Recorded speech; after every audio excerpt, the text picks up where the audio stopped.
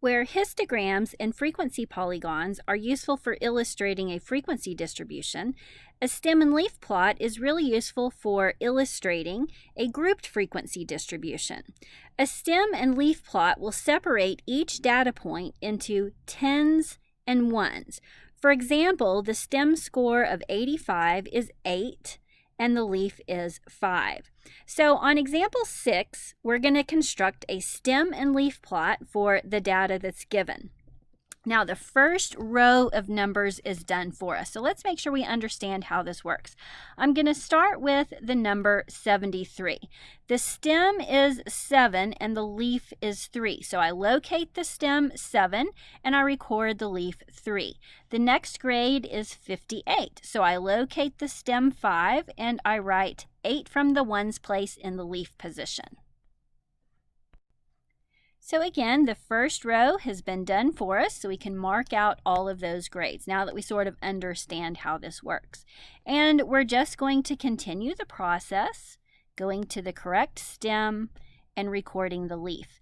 Now, as you're recording this information, don't do it just randomly and sloppily. One thing I want you to notice here about the way I'm recording the leaves is they're going to be lining up in columns. In fact, if you want to construct some guidelines, you can certainly do that, because what we're actually doing here is not only a stem and leaf plot, but as you'll see in a minute, a histogram of sorts as well. So keep your data organized and neat, and you'll be setting yourself up to easily interpret it, and very efficiently so.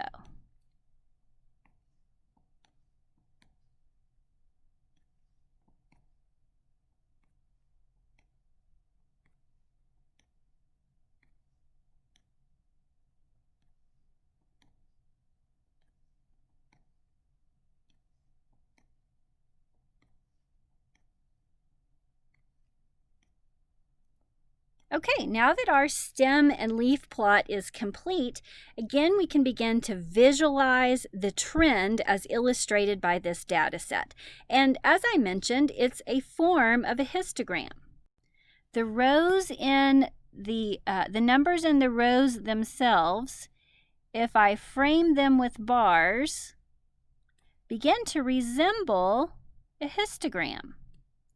So the length of each row corresponds to the height of a histogram. Now, if I were to rotate this 90 degrees and look at it on its side, I would again see that shape where most of the data is in the middle and fewer is on the extreme left and right sides. But again, I need to rotate it to do this.